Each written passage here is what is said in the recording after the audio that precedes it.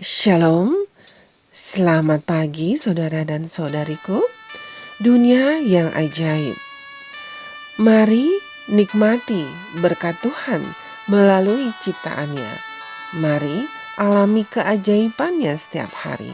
Melihat kebesaran Tuhan melalui dunia yang menakjubkan. Yang ditulis oleh pendeta Doug Batchelor. Mari kita berdoa sebelum mendengarkan firman Tuhan. Bapa kami yang bertahta dalam kerajaan surga, terima kasih atas hari yang baru yang Kau berikan lagi bagi kami. Terima kasih atas nafas kehidupan. Pagi ini Bapa, kami siap untuk mendengarkan firman Tuhan. Tolong apa yang akan kami dengar nanti, yang akan kami baca nanti, menolong kami hidup lebih dekat denganmu. Kami butuh tuntunan Roh Kudus-Mu Tuhan. Dalam nama Tuhan Yesus kami berdoa. Amin. Tema bulan Oktober, manusia aneh. Judul renungan hari ini, dikubur hidup. Ayat inti terdapat dalam kitab Roma 6 ayat 3. Demikian firman Tuhan. Atau tidak tahukah kamu bahwa kita semua yang telah dibaptis dalam Kristus telah dibaptis dalam kematiannya?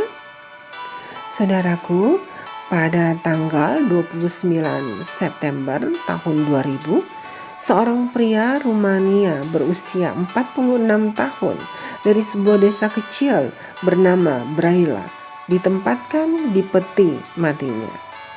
Di rumah duka, keluarga dan teman-teman yang berduka melewati peti mati yang terbuka untuk memberikan penghormatan terakhir. Namun, sebelum dia bisa dikuburkan, Lionel Oltenau hidup kembali dan berjalan kembali ke rumahnya. Para tetangga kaget melihat Oltenau berjalan-jalan melalui jalan desa tersebut. Dokter yang telah menyatakan Oltenau meninggal ternyata tidak yakin akan apa yang sebenarnya terjadi. Mereka berspekulasi bahwa dia mungkin mengalami koma diabetes sementara. Tahukah saudara bahwa sejarah penuh dengan contoh-contoh menakutkan tentang manusia yang dikubur hidup-hidup tanpa sengaja ataupun sengaja? Pada tahun 1896, T.M. Montgomery yang mengawasi pemindahan semua jasad manusia di pemakaman di Fort Randall melaporkan bahwa hampir 2% dari mereka yang digali tampaknya menjadi korban mati suri.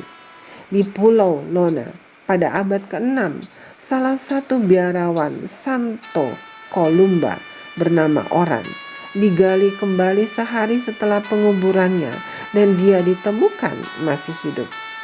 Legenda mengatakan bahwa ketika dia menceritakan kepada kawan-kawannya bahwa dia telah melihat surga dan neraka, dia segera dieksekusi dan dimakamkan kembali atas dasar ajaran sesat.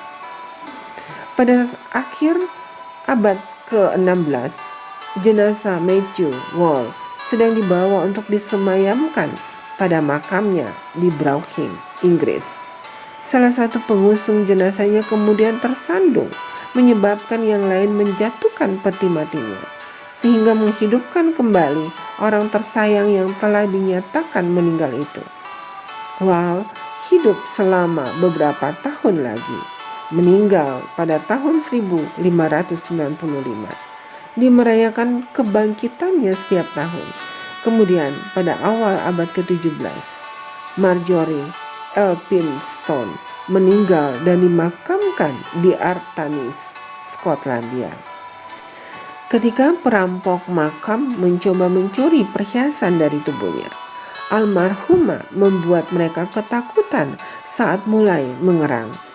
Para perampok yang ketakutan melarikan diri demi nyawa mereka, dan Marjorie hidup kembali, berjalan pulang dan hidup 6 tahun lebih lama dari suaminya.